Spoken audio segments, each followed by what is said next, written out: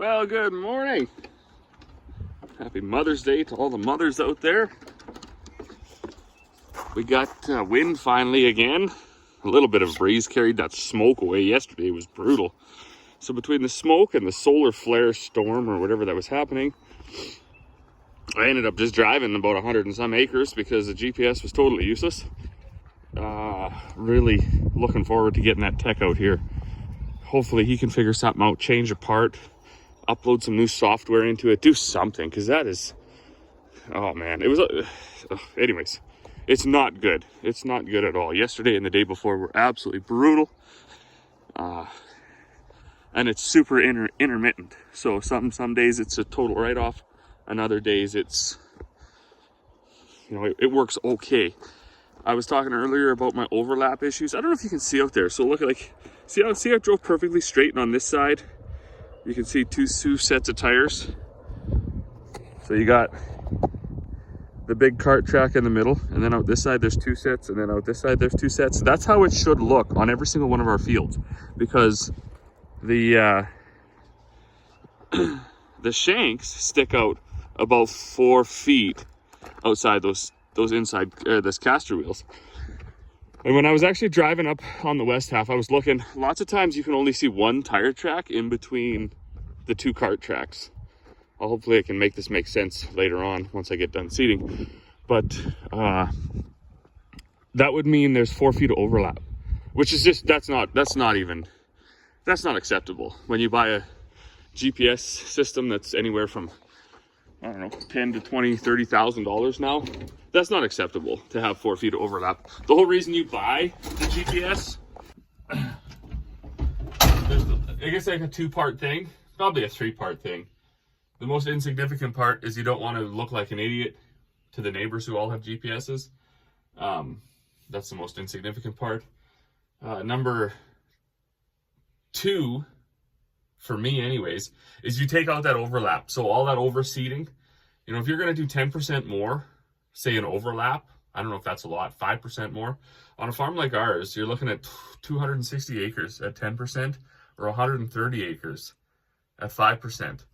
And that's not insane to think, 5-10% somewhere in there, especially if you don't have fields that are all straight squares.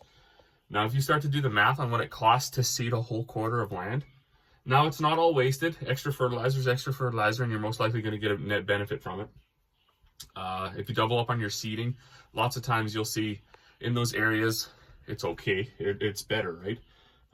But that's not the idea. So like I say, you're seeding an extra 130 to 260 acres on our farm, and you do the math on what it costs you to seed an acre of land, boom, pays for your GPS, if your GPS will work. And then the last reason, and the one that I actually do find most important on ours, is if you don't have a big crew running with you, where somebody's trading you off to do some hours of seeding, and you're doing all the seeding by yourself, it's fatiguing. It is fatiguing. If you're going to be in there for 10, 12, 14, 15 hours a day, there's so many monitors in there now, they're beeping, they're quitting intermittently, they have their own hiccups. You're trying to get things set. You're trying to wonder what you're going to do next, what's going to break, what needs to be fixed, what parts you got to order, so on and so forth. So it takes out a lot of operator fatigue if you don't have to worry about steering as well. You can focus on the planter, the seeder, whatever.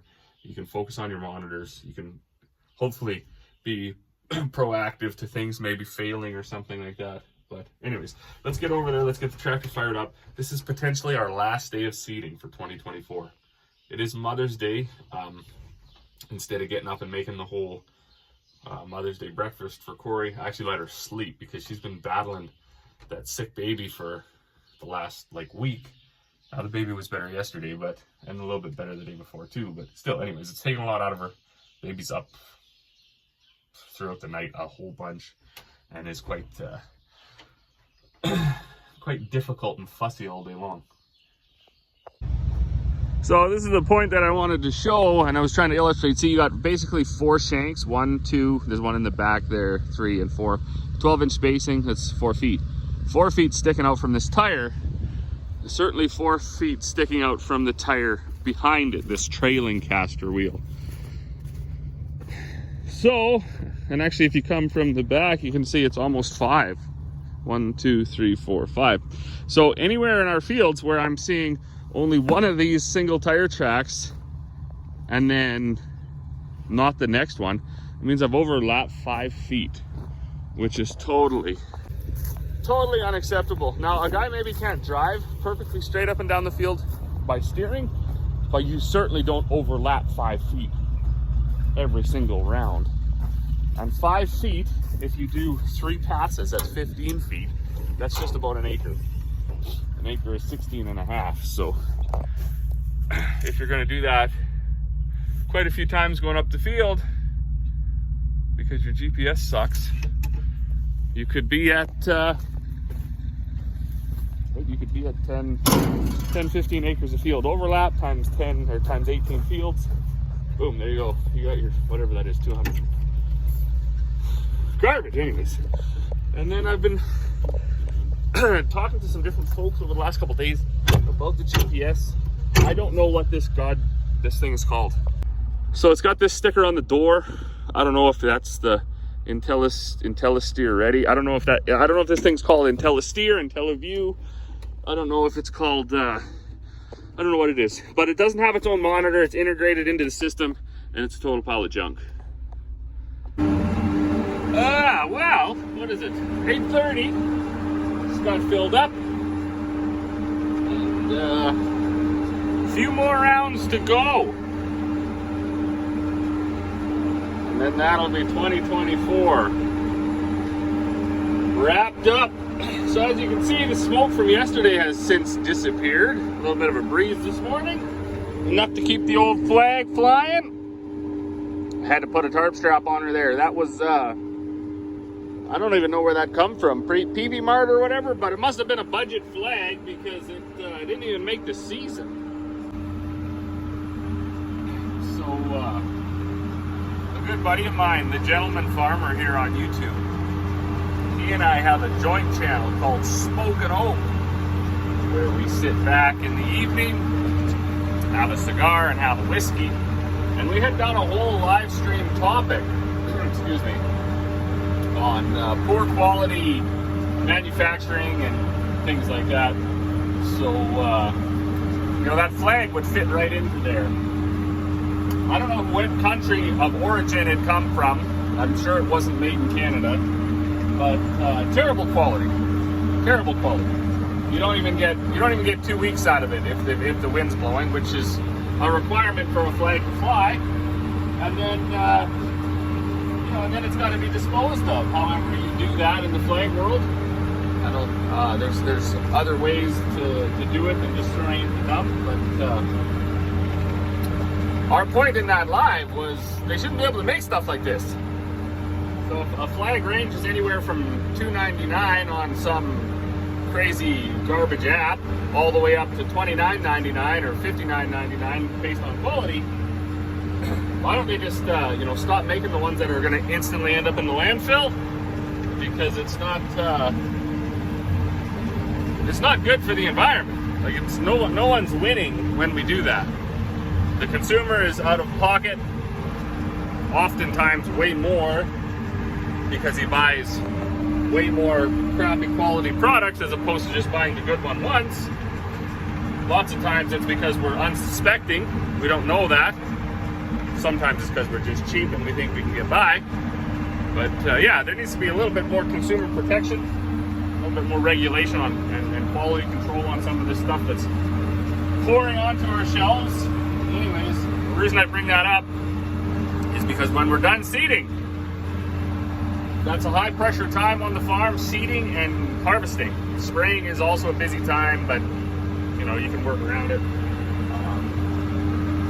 So live stream season will be coming up. For us, live stream season is the winter, and then it's also a little bit in the summer.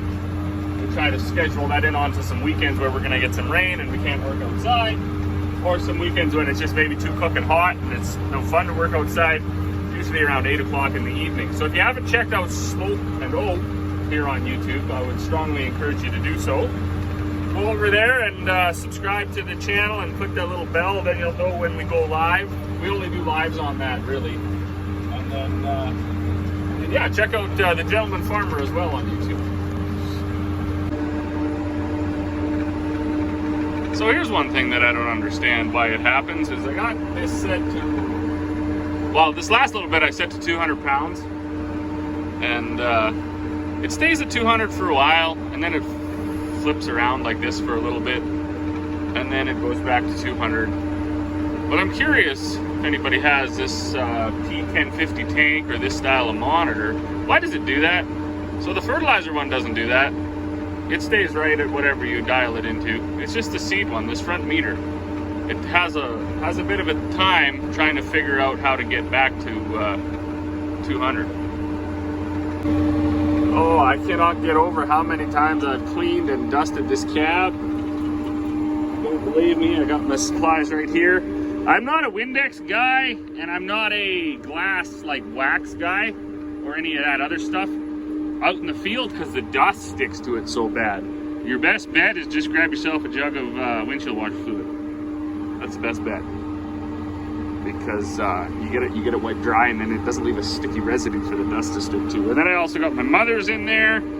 It's a little bit messy in here because I switched those meters around, so I got these tools laying here, and I don't know where my sandwich bag, I guess. But